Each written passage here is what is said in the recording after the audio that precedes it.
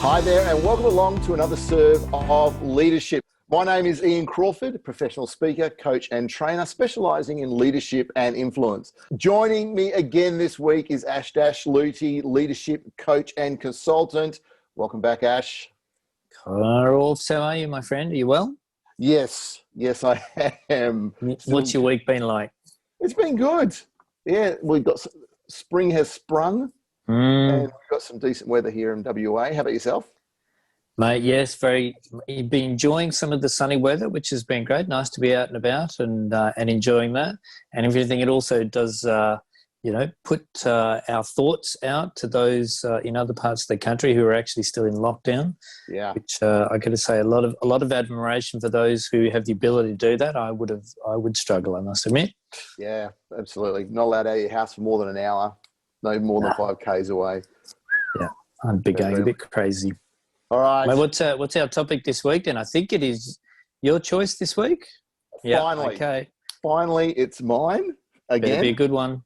Oh, okay. You didn't set that as a criteria. So I think one of the things that we bump into a lot in the world that we work in is people complaining about meetings. And they complain about them for two reasons. One, there's too many of them. And when they do them, they're done really poorly and they go too long. So we thought we would come along and give a few tips on how to run meetings better so they're more effective, efficient, and actually worthwhile. What do you think? We're in for that? Man, I like it. How to run effective meetings. Okay. Yeah, good one. I think you should start though. Oh, look at that. It's your topic and then you've just delegated straight away. Okay. Mate, so look, having a bit of leadership skills, mate. Delegation. Oh, look at you. Yeah. So right, what is it called? Walking the talk. That's what you're doing. Yeah. Look, for me, I guess I kind of looked at this a bit more of a broader aspect because often when people talk about meetings, they go quite micro with it. Whereas I think there's some real opportunities looking at it from a broader perspective. So my tip number one is review your meeting culture. Right?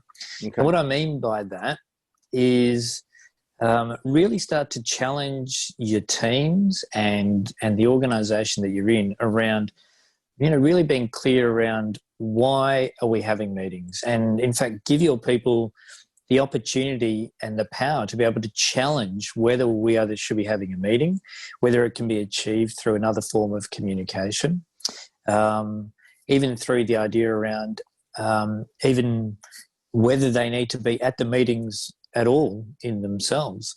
So actually having a bit of a culture of really being clear around, hey, we need to have this meeting because it's going to add this amount of value, right? So we need to get all these smart people in a room, have that conversation, rather than actually we're just having meetings for the sake of having meetings or for a routine of having meetings. So I think that's the big one for me, is actually getting people thinking about the fact of why we're having meetings and that process rather than just doing meetings. It's interesting you should say that. I remember being on one of the mine sites that I did some work at, and I was invited along. I was doing some shadowing of one of the leaders, and went to this thing. In the real world, they call that stalking. Only if you get caught. He went to this shut meeting. Now, for those who don't know, a shut meeting is basically where they're going to either shut down part of the mining process or shut down the whole site. This to do repairs and maintenance and things like that. And this one was huge. So shutting down the whole site, which is, when it's millions of dollars an hour profit, that's a big thing to happen. And I rock into this room and there's 150 people at the very least standing there. And I thought, well, that's very interesting. That's a lot of really smart people, very high-powered people. And then I started converting that to figures. That's a very expensive meeting. Then what happened? The planner, the person responsible for the shut, the person who says we're going to do this then and sets out the steps, comes in, sits down, and then reads from a to-do list, basically, that at 9 o'clock we will do this, at 9:15 we'll do that. And I'm standing in this room, my eyes glazing over and thinking 150 people making a lot of money per hour, all in that room. So first of all, financially, diabolical. And simply no discussions, no anything else. This person just read from top to bottom this to-do list. And there's not one chance that anyone got anything out of that meeting, except that's how we always do it. And so they were able to tick the box. I think that really highlights what you were saying, that someone needs to stand up and go, hang on a second, why are we doing this? And I must admit, I did mention that to the supervisor that I was looking at. But well, and I think the question for me is more so, you know, a lot of our clients, a lot of leaders that we work with are really good at trying to drive this concept of continuous improvement. Yep. But sometimes we forget to sort of run that lens over some of the people side of things, you know, and meetings is one of those really good examples of. So for me, the mindset or the question around that is this the best way we could be doing this, right? So yes, do we need to be having this meeting? So could it be the opportunity for us to just, you know, provide a summary update? Could it be that we actually could look to provide some summary information and then converse around what are the issues and challenges and things like that? Or do we need to be having this meeting at all? Yeah. I've got something else that's blowing me away. And this has happened in multiple places recently. We've had this conversation, different industries.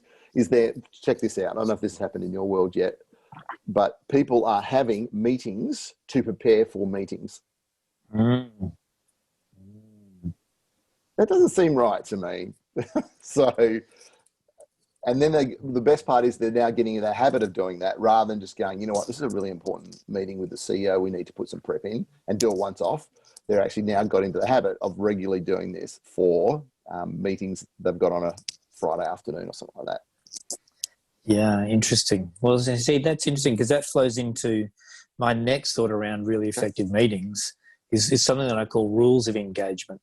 And when you look at any of the research around effective meetings, they have very, very clear rules. Now, what do I mean by that? Number one, really tightly defined purposes, right? We know exactly why we are having this meeting and, more importantly, what we need to get out of it, right? So it's not just us sitting down and having a talk fest. It's actually being really clear around the purpose. And that actually helps to shape the mindset of people going into the meeting. Hopefully it also helps the preparation side of things, but that's not always true. But the idea is that it actually drives the mindset around it, is that actually I know that actually this is a check-in meeting and I'm just reporting on how I'm going, or that this is actually more of a brainstorming idea generation meeting, which means I need to come with different thinking to the table and I need to be prepared differently. The second piece out of rules of engagement for me is around actually setting very specific rules of interaction, let's say. You know, so we often assume that the way we just go about things in a normal conversational piece is exactly how we should translate into a meeting. But meetings tend to be much more effective if we've actually, as a group, come to an agreed and shared understanding of how we will interact in that particular meeting or that situation. So for argument's sake, sometimes, you know, what I've seen really good leaders do is they will say to themselves, look, we need to have interaction from everyone today. You know? And so at the front, they will say to everyone, hey, just letting you know, I'm going to call upon each of you to contribute to these ideas. Right? So everyone knows ahead of time that we are all going to play a part rather than just hoping that everyone contributes to that. So I think those two maybe subsets of rules of engagement become really, really critical pieces to actually ensure that it becomes effective. What else can you think about that? Well, not much to add. I've got a really specific example of a really great leader doing that. And again, senior leader, so they probably have the audacity and the right to do this, is that they walked into a meeting and they sat down. And as we came to the start time, the leader said, look, and turned to the person who was in charge of the meeting and turned to them and said, hey, before we start, what's the purpose of this meeting? And because the person couldn't answer, the CEO, wasn't CEO, GM, said, well, when you know, let me know, and got up and walked out. And no, he had the level of trust in the room to know that he wasn't just being a pain in the backside. He was, you know, that's the sort of thing he did. He walked the talk. And he said, I cannot sit in that meeting and role model poor behavior that we're sitting in this meeting simply because we've had this meeting the last 10 years. And I've got a role model that we use our time effectively and efficiently within the business. So very powerful thing. And trust me, that message got around to every meeting and they were ready to answer that question at a drop of a hat when the leader came in and asked that question. So I think that was a really powerful thing that sort of adds to yours. You got any other ideas around rules of engagement? Okay. So. Well, no, I was just going to say what I love about that is it actually, it subliminally drives that shared purpose within a meeting, right? Is that we are really clear around what this meeting means to us. And then it means that we can actually just squeeze the most out of it. So hats off to them around that. Well, I read some research in Harvard Business Review recently where in America, I didn't have the Australian figures, but in America, meetings cost the economy $1.65 billion a year. Right. So I wonder how they measure that. Yeah, that's interesting saying. I'm going, well, they measure that. I have to go back and have a look. But yeah, I would suggest just people sitting in meetings, how much that costs. And so whether it's effective or not is pretty important because that's a big chunk of money. Well, that's what I'd be intrigued about is what they determine to be effective or not. Well, it's coming up to close to your wages. So what, $15.95? Is that what you're saying? An hour. Mate, so look, I've thrown a couple of ideas out there. I think it's time that we hear some of your wisdom, mate. Impart upon us your wisdom. Just sort of wave the touch of wisdom towards us. This is the wisdom. Yeah, I'm the guy that you mentioned earlier about going into the micro, part of making making meetings effective. And my first one and a big one, obvious, but people don't do it, is setting agenda. And because like you said earlier, that we can just get into talk fests and without some sort of structure, people just wander all over the place and have conversations that are important to them, not necessarily what's important to the business. Now, not all agendas are created equal, and I think they should change based on priorities. So the highest priority, highest impact type activities, discussions should occur at the beginning of the meetings and get lesser as we go onwards, with the confidence that if we don't get through the whole agenda, because it's lower priority towards the end, that we can put it off to the next meeting possibly. And the way that I also suggest people who haven't used agendas before or don't use agendas well is instead of just going a topic like safety, put a question underneath that to drive people's thinking. What needs to happen to increase safety behaviours? Where are we in regards to safety figures compared to last year, or whatever it is, to really drive and focus people's thinking rather than going, hey, let's talk about safety. And people just make stuff up then as they go along. So I think agendas are really important. When I was in a leadership position, I set the expectation to my team that if I was invited to a meeting and there was no agenda, I wouldn't turn up. Simple as that. And I set the expectation clearly to everyone, so it wasn't a surprise. But when I wasn't going to these meetings, people would ring up and go, hey, we need you at this meeting. Why aren't you at the meeting? I said, well, one of the expectations I set very early on is if there's no agenda, I'm not turning up. Hey, I'm happy to come if there's an agenda, but there's no clarity around discussion. So, and once as the leader starts putting those things in place, set the expectations, hold people accountable for it, it changes pretty quickly. And it did, which is a shame because I got out of a lot of meetings, which is pretty cool to start off with. So they were onto you, weren't they? They realised, hang on, he's not turning up to meetings. That's good. Better send some agendas. Or if they're really smart, we don't want him at the meeting, so we won't send an agenda. That could be another thing I hadn't thought of until then. That's it. That's one tip for me. Well, and if I can just extend on your idea around agendas, one of the little warnings that I would give people about agendas is to be clear, to actually take some time to think about what you want out of the day, because that helps you to craft your agenda. And too often I see with meetings, I like your idea of front-ending the agenda and actually having the highest value task up front. But say in a lot of slightly longer meetings, 2-hour meetings, half-day meetings, full-day meetings, one of the things that I notice a lot of is people jam a whole pile of stuff onto agendas. Yeah. And we decide that we want to do 15 different things in a day.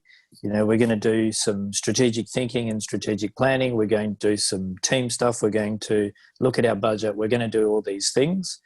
And we sometimes forget that actually all of these things require some good quality, deep conversation, which is why you're having the meeting in the first place. And if you are just firing through the agenda because we want to feel like that we've ticked off all these things, and yes, we've now talked about them all, then a lot of that power and effectiveness of the meeting gets wiped away. So agendas are brilliant, but really take the time to make sure that your agenda maps back to your overall purpose.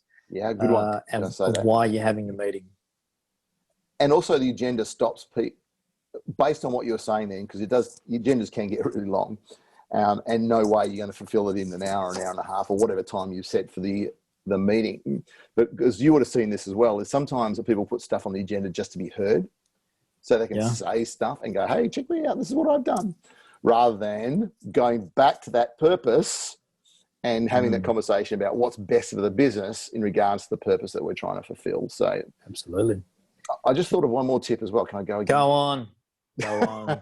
I mean, Thanks, we're really spitballing now, so just fill your boots. Well, see, I edit the video so I can stick me in anywhere I want. And I noticed actually in the last couple, I haven't shown up on any of them. I thought that was strange. I thought, I'm sure I did some talking. Yeah, well, I actually put a sock puppet in and just put your voice over the top. Because you found it more effective, didn't you? That's what it was. I'm like, you know what? The likes have gone up since I've done that. So maybe I need to do both of us. Take us out of the equation. All right. The next one. Give me your second tip. The next one is start on time, finish on time. Once again, from an efficiency point of view, if we say we're going to start a meeting at 9 o'clock, that is when we start. Not 2 past 9, 5 past 9, because if we allow that to occur, the first time it's going to be 2 minutes past 9. A month down the track, it's going to now be 5, and on, and we're just going to keep waiting and waiting and waiting, and it's just unprofessional, and it's costly. It's a waste of time. If you're a leader and you are sitting there allowing that to occur, you're sending some very subliminal messages, like you mentioned before, about how we should use our time in the business. So if we allow people to do that in our meeting while we're there as leaders, we've sent the message that we could do that when I'm not, e.g. the leader is in the room. And that's not what we want to do. The only caveat that I would have is if you had a senior leader required to be in the meeting to make those decisions, you might hold off.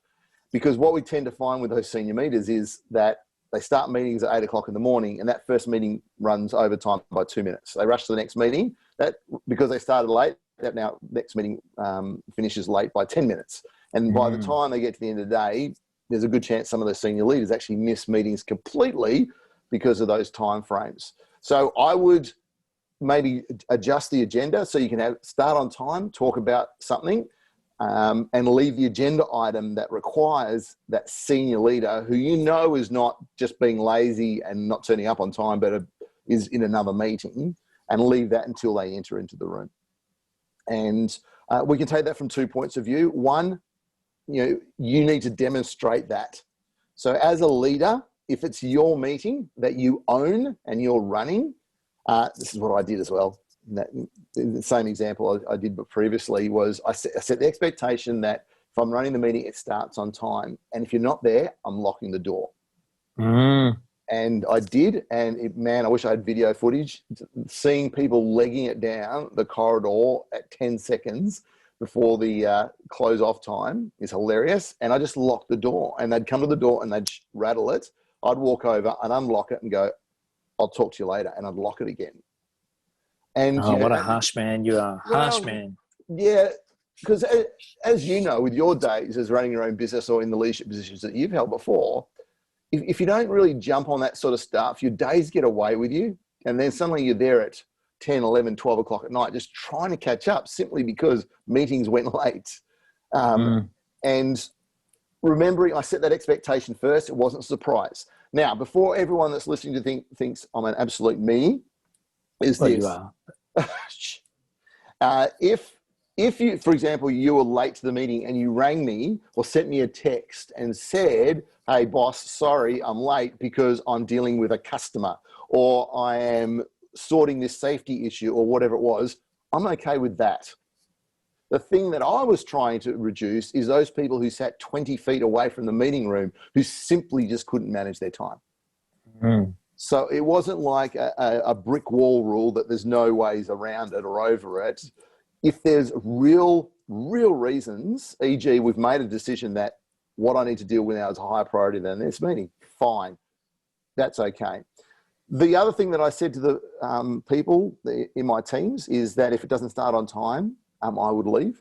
So I used to get the meetings on time, have a chat to people, et cetera, and if we're supposed to start at 9 o'clock and we started at 2 minutes past 9, at 1 minute past 9, 2 minutes past 9, I'd get up and walk out. Mm. So it's interesting. I'm trying to breed that into my kids at the moment. I'm explaining to them that 5 minutes early is on time. Yeah. How's that going? On time is late. So how's that going for you? Great. Actually, well, one of them good. The other one still trying to, gets distracted quite easily by, books and toys and that sort of shiny thing. Things. Yeah. Yeah. Like his dad. Like his dad. Toy. There were those cars on your lounge room floor. Matchbox toys. That's it. Mate, let me put a bit of an extension to some of those tips that you've got there. Because my final one, again, looking from slightly broader perspective, is what I call the power of systems. And so we all live busy lives. We all have got, even though I don't like the word busy anymore, but we all have busy lives. There's a lot on our plates. We're all trying to achieve really impressive and great things. And so one of the things that you can do is use the power of systems. And systems really should systems should run your business so that you can run the systems, right? And I like that kind of thinking behind it, in that systems should make things a bit easier, more efficient, and the like. And then the people should be able to manage those systems to get the value out of it. So what do I mean by the power of systems? Again, your idea around agenda is fantastic, right?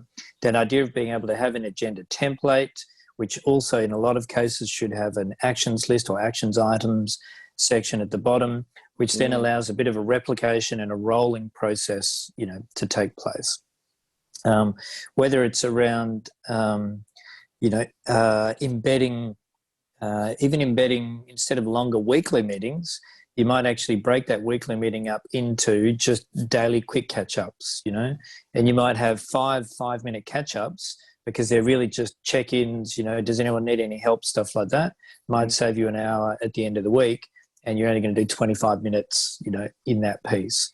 Rotating through and looking at where you can create a system or a process, agendas, items, breaking meetings up, frequency of meetings, looking at any of those tools, whether they're digital, whether they're paper-based, doesn't really matter. Look at where you can embed a system or a process in there to make that more efficient and less thought that needs to go into it. So you can actually, again, free up your brain space for the purpose of the meeting, which is the conversation, the check-in, the looking out to see how the team is. Are they switched on? Is someone not looking in their best state? Whatever it is, you're not worried about all of the back-end stuff. That takes care of itself. You're focused on the people stuff when you're in the meetings. Nice. I like that. That's my final one. That's my final one. There's one. No, that's my final one. Well, I've got one now. Oh, good. Talk to me. I think you mentioned that, but I really want to underline it, is that if you have a meeting and you get to the end of the meeting and there's no actual actions in place to move you forward, then you really got to question whether that meeting should have occurred in the first place. Now, that's not necessarily true all the time, but the large majority, because there's going to be times where I just need to catch up with my team and bring them up to speed. But if we have those day-to-day, week-to-week, monthly meetings, and we get to the end where people walk out and go, what was that all about? Yeah. Oh, same again. And we haven't got clarity of actions and accountabilities and timeframes to those actions, you really got to ask yourself, why did we have that meeting? And if you can't answer that question, don't have the meeting, or extend the meeting so you only have it once every 2 weeks rather than every week. Be okay with cancelling meetings if there is nothing to talk about, and not just have them because it's a habitual thing to do. You're in control of the meetings, not the other way around. And that, my friend, is my final tip. Well, I think we've added enough food for thought there for people to be able to hopefully just, dig out one of those little ideas and tips and see if they can go and embed that into their world. I think if they choose one of those things and embed them into the meeting process, it's going to be worthwhile listening to this video. And yeah, absolutely. You'll get some nice return on investment. So you got anything else? Mate, I'm done. I'm done. Although the only thing that stood out for me is as you were talking about your team there, I thought, great, they can go back and refer to one of the previous videos, I think it was last week's, around, effective use of their time. Absolutely. You can send a little link to them all and just say, hey, this could be for you. Not really pointing anything out, but just this is for you. Nice marketing there, my friend. Nice marketing. I love it. All right. Ash and I will be back next week to discuss another topic of all things leadership.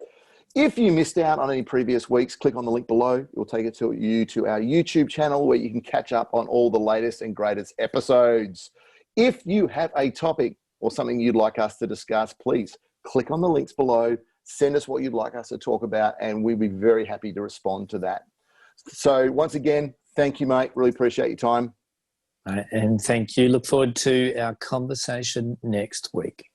And thank you for joining us, and we will see you next week.